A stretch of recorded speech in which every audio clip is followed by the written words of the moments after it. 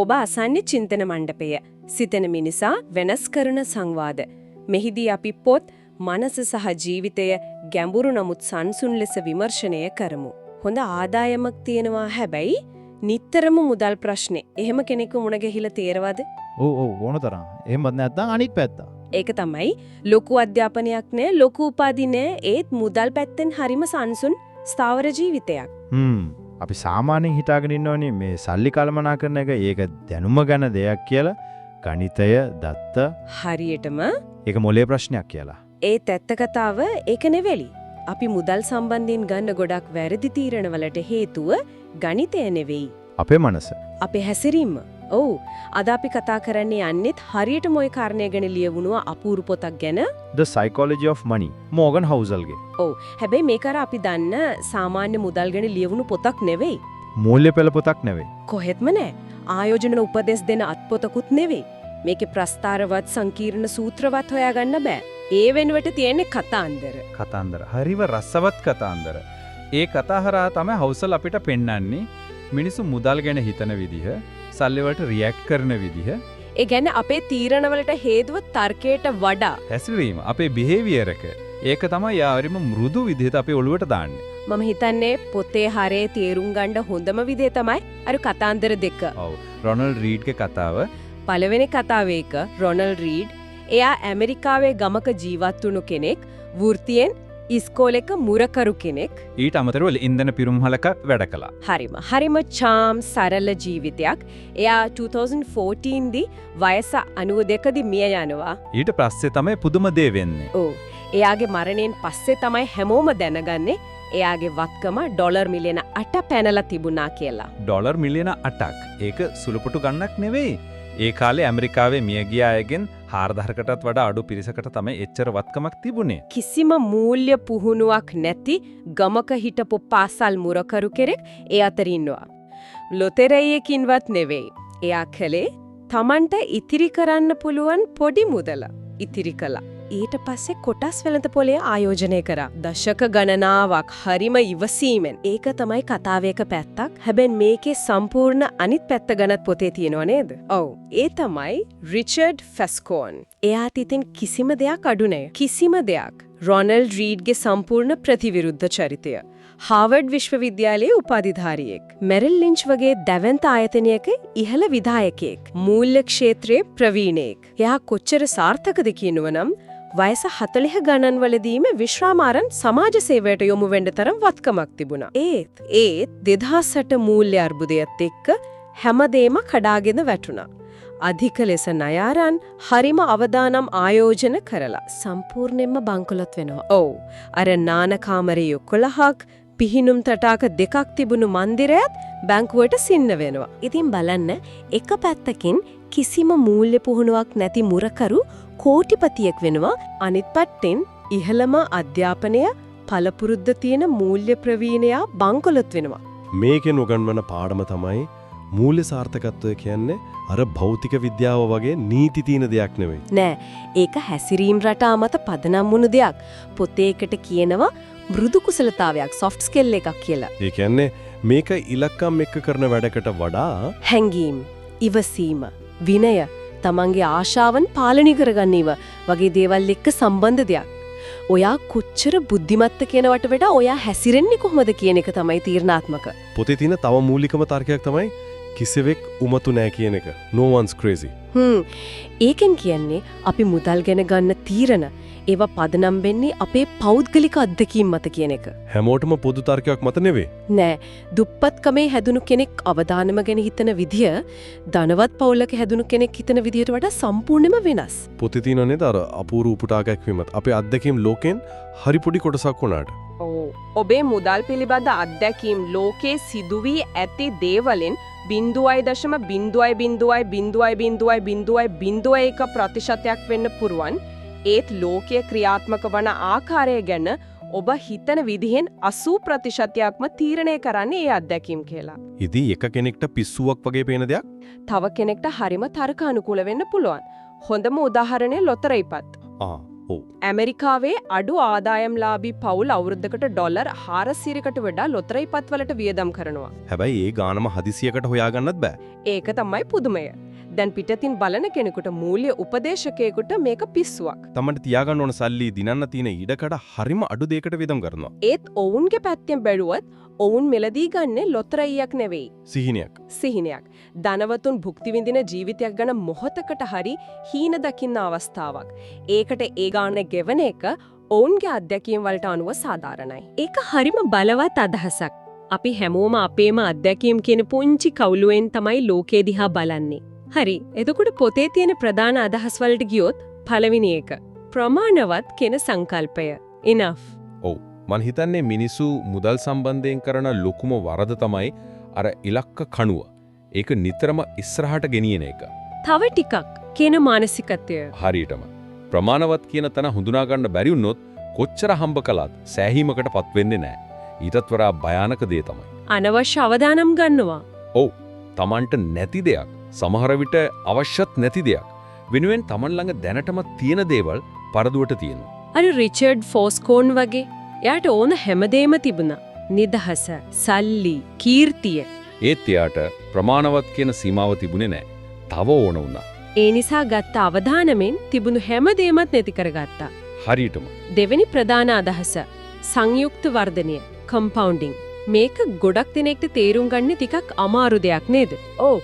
මොකද අපේ මොලේ වැඩ කරන්නේ රේඛීයද? එකට ඉටක් එකතු කරාම දෙකයි කියලා අපි හිතන්නේ. ඒත් කම්පවුන්ඩින් කියන්නේ හිම බෝලයක් වගේ.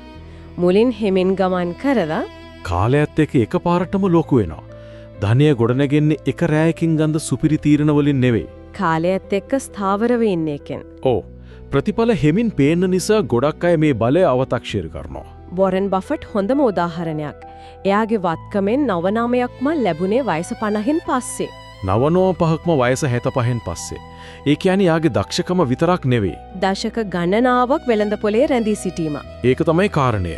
රොනල්ඩ් රීඩ්ගේ කතාවත් ඒකමයි. එයා දක්ෂ ආයෝජකයෙක් නෙවෙයි, ඉවසිලිවන්ත ආයෝජකයෙක්. සංයුක්ත වර්ධනයට ඕන ඉන්ධන තමයි කාලය. ඒ කාලය දෙන්න නම් ඉවසීම ඕන. අනිවාර්යෙන්ම. ඉතින් ඉවසීමෙන් කාලය දෙන්න එක ගැන කතා කරනකොට තුන්වෙනි අදහසට එනවා භාග්‍ය සහ අවදානම. luck versus risk. මේක හරිම වැදගත්. අපි සාර්ථක කතා අගය කරනවා, බිල් ගේට්ස් වගේ අයගේ දක්ෂකම ගැන කතා කරනවා.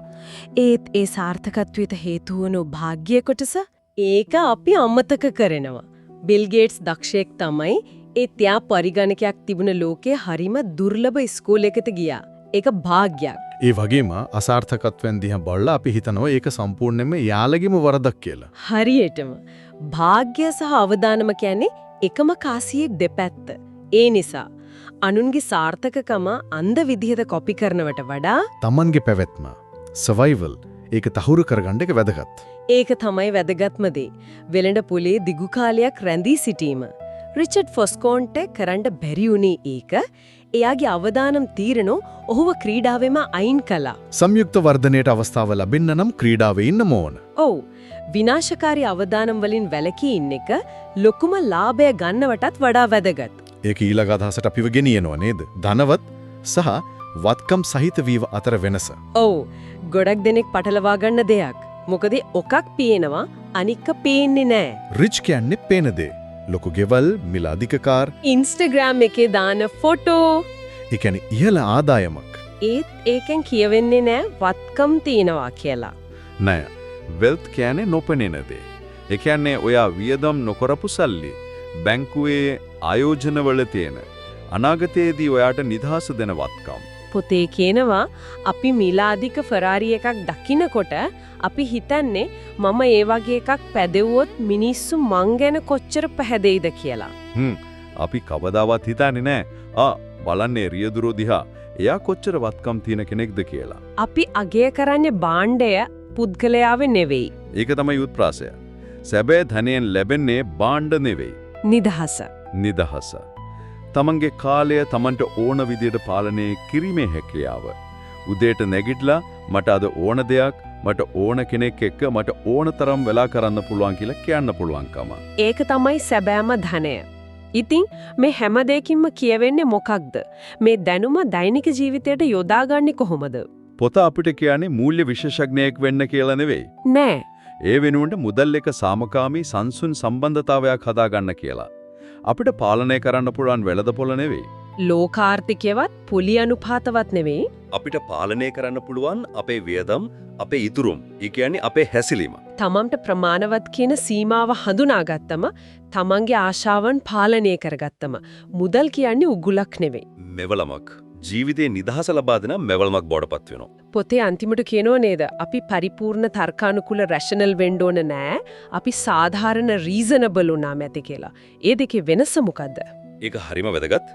තර්කානුකූල කෙනෙක් හැම වෙලේම උත්සාහ කරන්නේ ගණිතමය වශයෙන් උපරිම ලාභය ගන්න. දත් අනුව විතරක් වැඩ කරන්න. ඔව්.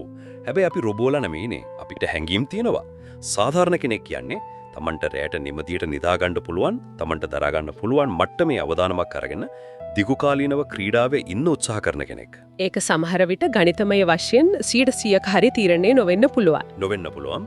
ඒත් ඒක තමන්ට දිගටම පවත්වාගෙන යන්න පුළුවන් තීරණයක්. මොකද හොඳම ආයෝජන සැලැස්ම කියන්නේ අපිට ඇත්තටම දිගටම කරගෙන යන්න පුළුවන් සැලැස්ම. හරියටම අවසාන වශයෙන් මේ පොතෙන් අපිට මතක් කරනවා. මුදල් ප්‍රශ්නයක් කියන්නේ සංඛ්‍යාත්මක ප්‍රශ්නයකට වඩා මානව ප්‍රශ්නයක්. ඒක මනෝවිද්‍යාව සම්බන්ධ දෙයක්. මුදල් හොඳට හසුරුවන කෙනා ලෝකයේ බුද්ධිමත්ම කෙනා වෙන්න ඕන නෑ. ඔහු විය යුත්තේ වඩාත්ම ඉවසිරිවන්ත සහ වඩාත්ම සාධාරණ කෙනා. ඔව්. අපි සංවාදය අවසන් කරන්න කලින් පොතේ අපිට හිතන්න හොඳ ප්‍රශ්නයක් ඉතුරු කරනවා. ඒ මොකද්ද?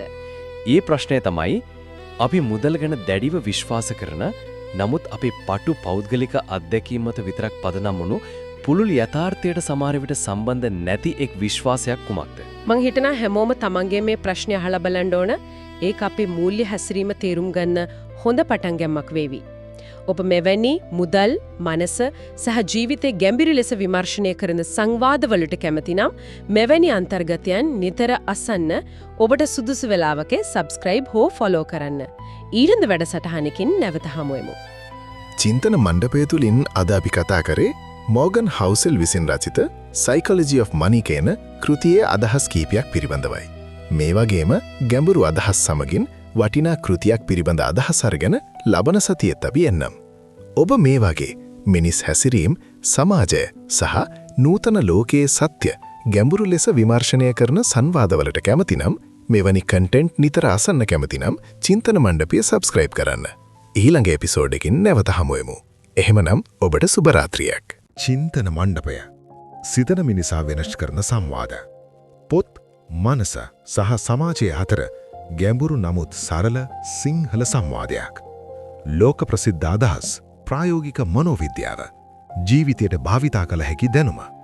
කියවීමෙන් සිතීමකට, සිතීමෙන් වෙනස් වීමකට.